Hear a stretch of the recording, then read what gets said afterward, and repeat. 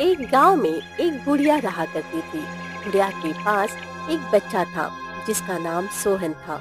बुढ़िया का बेटा बहू एक दुर्घटना में मारे गए जब सोहन मात्र 1 माह का था। तभी से सोहन को सभी मनहूस समझते थे, पर बुढ़िया उसे बहुत प्यार करती। एक दिन बुढ़िया ने कहा, अरे सोहन, बाजार जाकर सब्जी ले आओ। ठीक है दादी अम्मा, मुझे पैसे दे दीजिए। अरे बेटा, पैसे उसी मटकी में रखे हैं, ले लो। नहीं नहीं, मैं नहीं लूंगा, आप खुद ही दे दो। अरे तुझे तो पता ही है मेरी तबीयत सही नहीं है, ले लेना, मान क्यों नहीं रहा। ये सुनकर सोहन ने जैसे ही पैसे लेने चाहे वैसे ही मटकी फूट गई, जिस पर बुढ़िया ने कहा, कोई बात नहीं, फूट जाने दे, मैं दूसरा ले आऊंगी। पर अम्मा, आप कब तक लाएंगे? ये पहली बार तो नहीं हुआ ना, इसीलिए तो कहा था आप पैसे दे दीजिए। अरे कोई बात नहीं, जा अब बाजार चला जा और सब्जी ले आना। हाँ। ये सुनकर वह बाजार चला गया। उसके जाने के बाद बुढ़िया ने कहा, मेरा बेटा जब भी किसी चीज को छूता है वो टूट जाती है। क्या सच में ये इतना मनहूस है? यह कहकर बुढ़िया काफी दुखी हुई। वही सोहन बाजार आ गया। बाजार आने पर उसने सब्जी वाले से कहा, काका, सब्जी दे दो। नहीं नहीं, मेरे पास सब्जी नहीं है। ये आप क्या कह रही हैं? रखी तो है सब्जी। कह दिया ना तेरे लिए मेरे पास सब्जी नहीं है। पता नहीं कैसा मनहूस है, सब्जी ले गया तो शायद मेरे ऊपर भी तेरा साया पड़ जाएगा। जा जा यहाँ से, चल जा। ये सुनकर सोहन काफी ज्यादा दुखी हुआ। उसने 1-2 दुकानदार से सब्जी और मांगी, पर किसी ने भी सब्जी नहीं दी, जिससे मोहन काफी ज्यादा दुखी हुआ और घर आ गया। जब बुढ़िया ने देखा सोहन सब्जी नहीं लाया तो बुढ़िया ने कहा, अरे बेटा, सब्जी नहीं लाया? नहीं अम्मा, किसी ने सब्जी नहीं दी, सभी ने मुझे मनहूस कहकर भगा दिया। बेटा, तू लोगों की बातों पर विश्वास मत कर, ऐसा कुछ भी नहीं है। तू तो मेरे लिए बहुत ही भाग्यवान है। नहीं अम्मा, ऐसा नहीं है।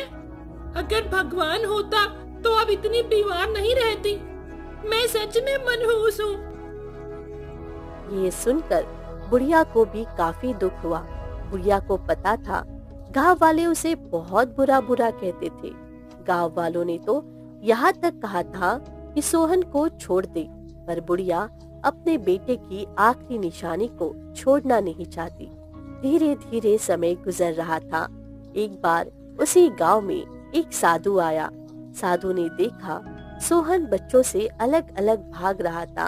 यह देखकर साधु थोड़ा हैरान हुआ और उसने गांव की एक औरत से कहा, अरे बेटी, ये बच्चा आप लोगों से अलग अलग क्यों जा रहा है? अरे बाबा, आपको पता नहीं, ये मनहूस है। इसकी छाया जिस पर भी पड़ जाती है उसके तो बुरे दिन शुरू हो जाते हैं। ये सुनकर साधु थोड़ा हैरान हुआ और वह सोहन के पास गया, जिस पर सोहन पीछे हटने लगा। ये देखकर साधु ने कहा, बेटा, पीछे मत हो, तुम मुझसे घबराओ मत। नहीं नहीं, आप दूर हो जाइए, वरना आप पर मेरा बुरा साया पड़ जाएगा। यह सुनकर साधु मुस्कुराया और बोला, बेटा, ऐसा कुछ नहीं होता, ये सब तो भगवान की माया है। और अगर तुम सच में अपने आप को मनहूस मानते हो तो मैं तुम्हारी समस्या को दूर कर सकता हूँ। ये सुनकर सोहन थोड़ा हैरान हुआ। उसे समझ ही नहीं आया और उसने कहा, क्या आप सच कह रहे हैं? हाँ, मैं सच कह रहा हूँ। वैसे तुम्हारे घर में कौन कौन है? मेरे घर में तो बस मेरी माँ है, बुढ़िया माँ और कोई नहीं। यह सुनकर साधु सोहन के साथ उसी घर में आ गया, जिसे देखकर गांव वाले काफी हैरान हुए। अरे ये साधु उस घर में क्यों जा रहा है? लगता है अब इनके भी बुरे दिन शुरू हो जाएंगे। वही जब बुढ़िया ने साधु को अपने घर में देखा तो वो काफी ज्यादा हैरान हुई और बोली, आइए आइए साधु महाराज, हमारे तो भाग्य ही खुल गए, आप जो हमारे घर में पधारे। आइए आइए। मैंने सुना है तुम्हारा पोता मनहूस है। यह सुनकर बुढ़िया काफी दुखी हुई और बोली, सच तो ये है कि ये बहुत ही मनहूस है, पर मैं मानती नहीं, क्योंकि ये मेरे बेटे की आखिरी निशानी है। अगर तुम बताओ तो मैं तुम्हारे पोते को बहुत नसीब वाला बना सकता हूँ। यह सुनकर बुढ़िया काफी हैरान हुई और बोली, क्या आप सच कह रहे हैं? ऐसा हो सकता है साधु महाराज? हाँ हाँ, क्यों नहीं, पर इसके लिए तुम्हारे बेटे को स्वयं उस परीक्षा को पास करना पड़ेगा। कौन सी परीक्षा? आप किस बारे में बात कर रहे हैं? इसके बाद साधु ने बुढ़िया को सारी बात बताई, जिसे सुनकर बुढ़िया काफी ज्यादा परेशान हुई और बोली, नहीं नहीं, मैं अपने फूल जैसे बच्चे को वहाँ नहीं भेजूंगी, अभी उसकी उम्र ही क्या है। मुझे पता है, पर अगर ये बड़ा हो गया और अगर इसकी मनुष्यत ने इसका साथ नहीं छोड़ा तो तुम्हें पता है ना लोग इसके साथ कैसा व्यवहार करेंगे। यह सुनकर बुढ़िया सोच में पड़ गई। काफी देर सोचने के बाद उसने कहा, पर मेरा बेटा बहुत ही छोटा है, ये भला कैसे उन सवालों का जवाब देगा? तुम परेशान मत हो, भगवान जो भी करता है अच्छा ही करता है, उसने इसके लिए भी कुछ सोच रखा होगा। बुढ़िया ने सोहन को अपने पास बुलाया और कहा, क्या तुम सच में वहाँ जाना चाहोगे? हाँ हाँ अम्मा, मैं वहाँ जाना चाहूँगा, जिससे मेरी मनुष्यत दूर हो जाए और फिर कभी भी लोग मुझे मनहूस ना बुलाएं। हाँ। बुढ़िया की आंखों में आंसू आ गए और इसके बाद उसने साधु से कहा, ठीक है, आप मेरे बेटे को रास्ता बता दीजिए। इसके बाद साधु ने सोहन को सारी बात बताई और कहा, चलो मैं तुम्हें वहां तक ले चलता हूँ, पर आगे का रास्ता तुम्हें खुद ही पार करना पड़ेगा। साधु सोहन को अपने साथ गांव के बाहर जंगल में ले आया। जंगल आने के बाद साधु ने सोहन से कहा, मैं तुम्हें इस जंगल के बीचों बीच छोड़ दूंगा, इसके बाद तुम्हें खुद ही वहां तक जाना होगा। पर आप हमारे साथ क्यों नहीं चलेंगे आगे? क्योंकि वहां से एक मायावी रास्ता शुरू होगा। इस मायावी रास्ते पर चलकर तुम्हें अपना भाग्य बदलना है। तुमसे जो भी पूछा जाए उसका जवाब बहुत सोच समझ कर देना। क्या वहाँ पर मुझे कोई राक्षस मिलेगा? नहीं नहीं, ऐसा कुछ नहीं होगा। अगर मिल भी जाए तो तुम्हें घबराने की कोई जरूरत नहीं है, क्योंकि तुम बहुत ही बहादुर हो, हमेशा याद रखना। ये सुनकर सोहन ने हाँ में सिर हिला दिया और इसके बाद साधु ने उस जंगल के बीचों बीच ले आया और बोला, अब तुम यहाँ से आगे जाओ। ये सुनकर धीरे धीरे आगे सोहन बढ़ने लगा और अचानक से साधु की आंखों से गायब हो गया। सोहन ने जब पीछे मुड़कर देखा तो साधु वही खड़ा था, पर साधु अब सोहन को नहीं देख सकता और उसने अपने आप से कहा, लगता है बच्चा मायावी दुनिया में पहुंच गया है, इसीलिए मुझे दिखाई नहीं दे रहा। इसके बाद साधु वहाँ से चला गया। सोहन ने साधु को जाते हुए देखा और कहा, अरे साधु तो जा रहे हैं, लगता है अब मुझे सब कुछ अकेले ही करना पड़ेगा। सोहन धीरे धीरे आगे बढ़ रहा था। वह जंगल बहुत ही सुंदर था, जिसे देखकर सोहन काफी हैरान था। अरे ये जंगल तो मेरे जंगल से कितना अलग है। मैं दादी माँ के साथ यहाँ लकड़ियाँ काटने आता, पर ये वैसा जंगल नहीं है। यहाँ तो बहुत सारे सुंदर सुंदर फूल हैं। सोहन इधर उधर देखते हुए आगे बढ़ रहा था। तभी उसे किसी ने आवाज दी। आवाज को सुनकर सोहन थोड़ा हैरान हुआ और इधर उधर देखने लगा। कौन है? कौन है यहाँ पर? पर सोहन को वहाँ कोई दिखाई नहीं दिया, जिससे वह थोड़ा घबरा भी गया। तभी उसे फिर से आवाज आई। सोहन, तुम मुझे देख नहीं सकते, पर मैं तुम्हें देख सकता हूँ। तुम्हारा मायावी जंगल में स्वागत है। पर आप हैं कौन? मैं यहाँ का राजा हूँ। तुम यहाँ क्यों आए हो? क्योंकि मुझे अपनी किस्मत बदलनी है। मैं बहुत ही बदकिस्मत और मनहूस हूँ। अच्छा, तो इसीलिए तुम यहाँ आए हो। मैं तुम्हारी किस्मत बदल सकता हूँ, तुम्हें नसीब वाला बना सकता हूँ, पर इसके लिए तुम्हें मेरे कुछ सवालों के जवाब देने होंगे। हाँ हाँ, मैं आपके सारे सवालों के जवाब दूंगा। क्या सच में तुम जवाब दे पाओगे? क्योंकि तुम्हें देखकर लग नहीं रहा। नहीं नहीं, मैं आपके सारे सवालों के जवाब दे दूंगा।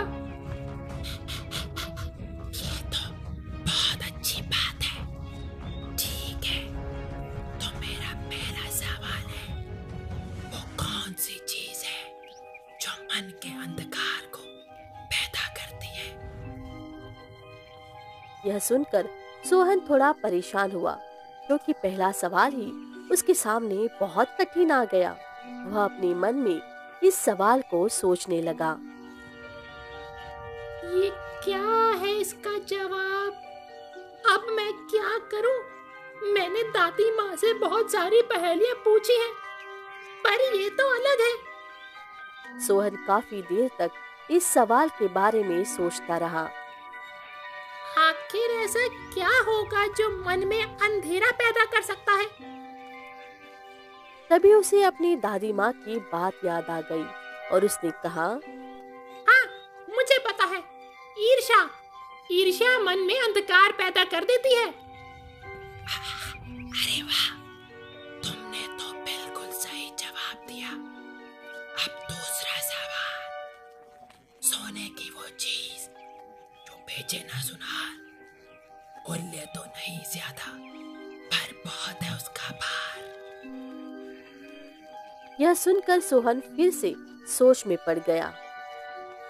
सोने की वो चीज जो बेचे ना सुनहार, ऐसा क्या है जो सोने का बना है?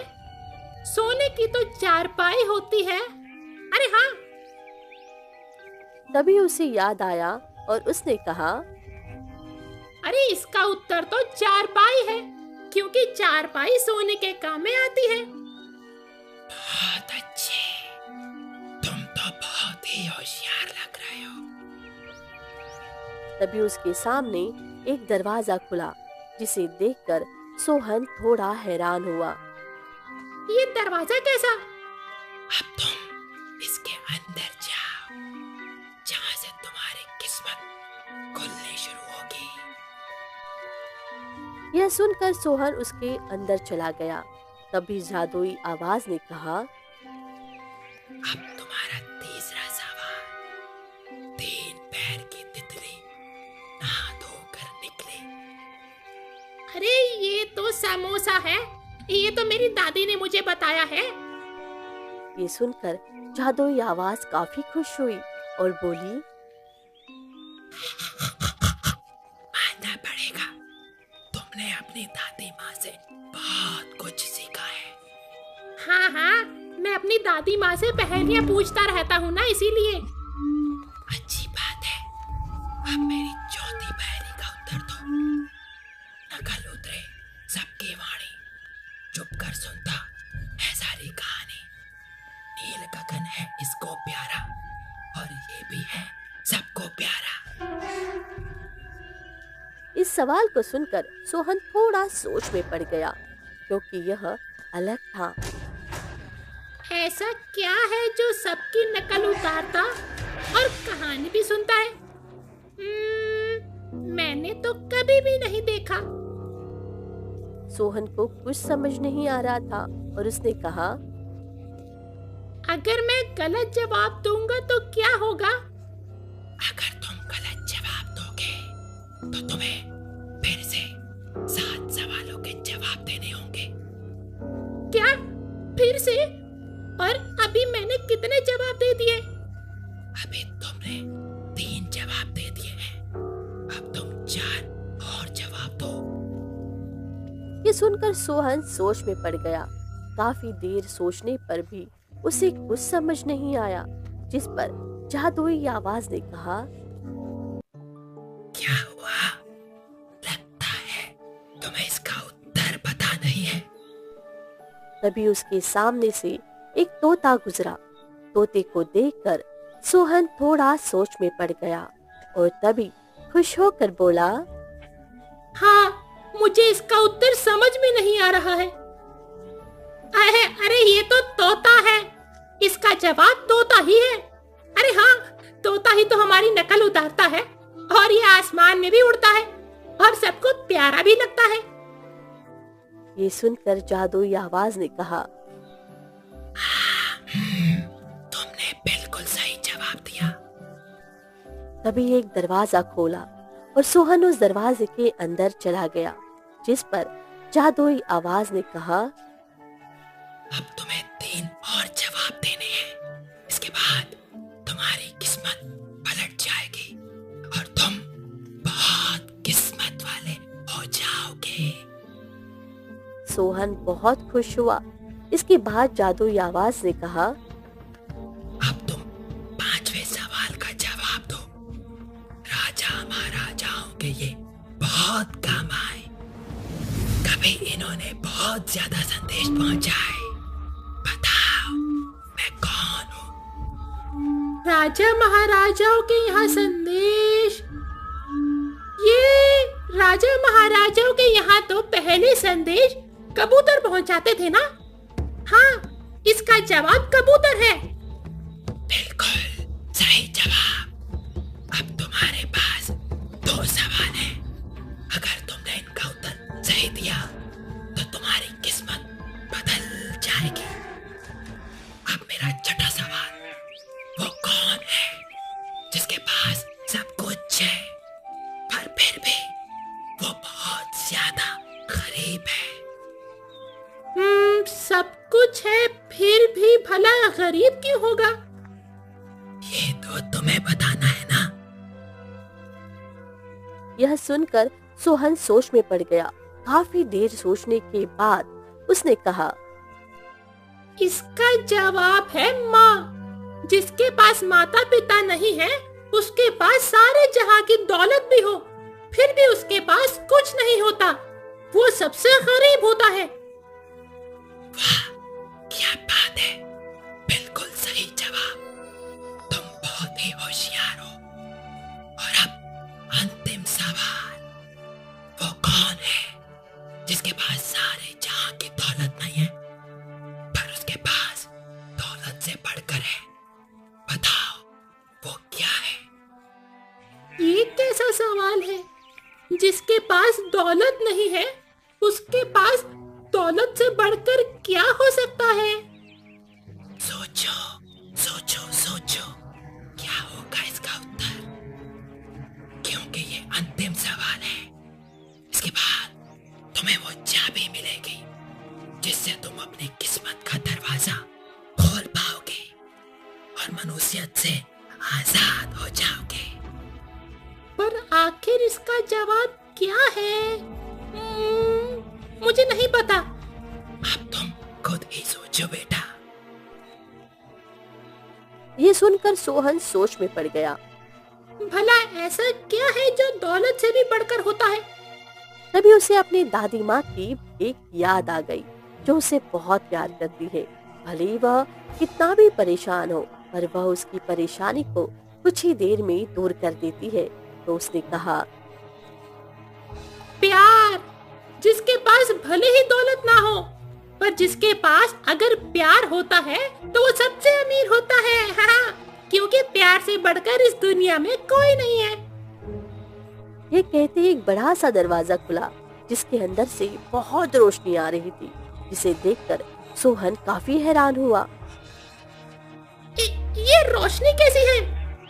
अब तुम इसके अंदर जाओ, जिससे तुम्हारी किस्मत पलट जाएगी। ये सुनकर सोहन उसके अंदर गया और अगले पल ही उसके सामने सोने का ढेर था, जिसे देखकर वह बुरी तरह से हैरान हुआ। अरे, यहाँ तो बहुत सारा सोना है। तुम्हारी जितनी इच्छा हो उतना तुम यहाँ से ले जाओ। ये सुनकर सोहन थोड़ा हैरान हुआ और उसने 2 मुट्ठी सोना भर लिया, जिसे देखकर जादुई आवाज काफी खुश हुई और बोली, तुम तो बहुत ही ईमानदार हो। अब तुम यहाँ से जाओ। पर मैं यहाँ से जाऊंगा कैसे? अपनी आंखें बंद करो। जैसे ही सोहन ने अपनी आंखें बंद की, वैसे ही उसे अपनी दादी माँ की आवाज सुनाई दी और उसने अपनी आंखें खोली तो अब वह अपने घर पर ही था। बुढ़िया ने जब सोहन को सही सलामत देखा तो कहा, बेटा, तू यहाँ पर? इस पर सोहन ने अपनी दादी माँ को सारी बात बताई, जिसे सुनकर बुढ़िया बहुत खुश हुई। तभी सोहन ने उसे 2 मुट्ठी सोना दिया, जिसे देखकर बुढ़िया काफी खुश हुई और जैसे ही सोहन ने उसे मटके में रखा तो पूरा मटका सोने से भर गया। ये देखकर बुढ़िया ने कहा, ये कैसा जादू है? लगता है अब मेरी मनुष्यत दूर हो गई और अब मैं किस्मत वाला हो गया, इसीलिए। ये सुनकर बुढ़िया बहुत खुश हुई और अब सोहन भी बहुत खुश था।